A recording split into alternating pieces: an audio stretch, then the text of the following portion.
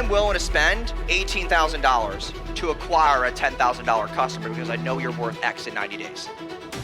This is attracting low quality people. I have a higher LTV of cash collected up front. Some that have $400 a book call, $500 a book call, but they got a 5X return. And some of them where I'm paying $250 a call have a 1.9.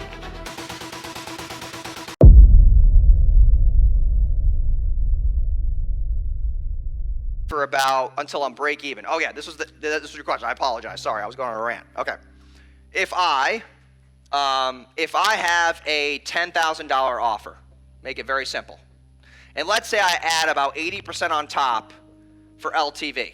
So that means I'm getting about 18K over 90 days. Does this all make sense so far? Okay. I'm willing to spend $18,000 to acquire a $10,000 customer because I know you're worth X in 90 days. So I'm running those ads until I spend 18 grand on the ad set or the campaign.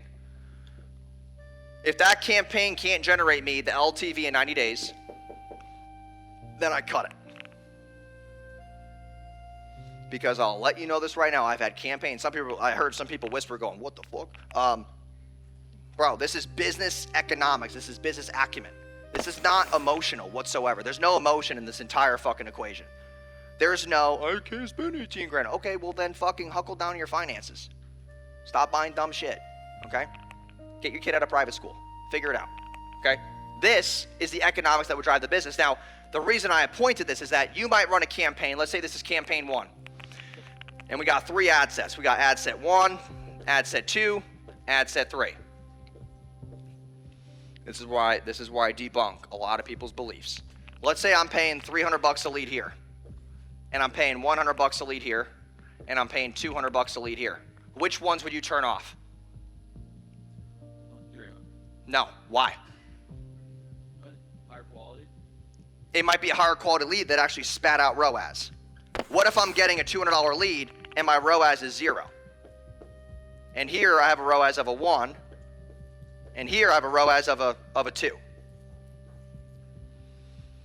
We only care about this because that's all you guys care about is how much am I spending, but we're not tracking how much it's making. Now let me give you a different scenario when you actually track your KPIs correctly. Let's say I'm spending $300 a lead here, $100 a lead here, $200 a lead here. And then now I tell you that this generated 3 grand, this generated 2,000, and this generated $1,000. Now which one are you going to keep on? The one with the 300. Because I'm paying per call, and at scale, this is attracting low quality people. I have a higher LTV of cash collected up front. These are, basically broke ass people who might be on payment plans and funding and shit. This is mid-tier people, and this is people who are higher ticket, higher lifetime value. That data then gets fed to the ad platform from Hyros, and now I can scale more predictably.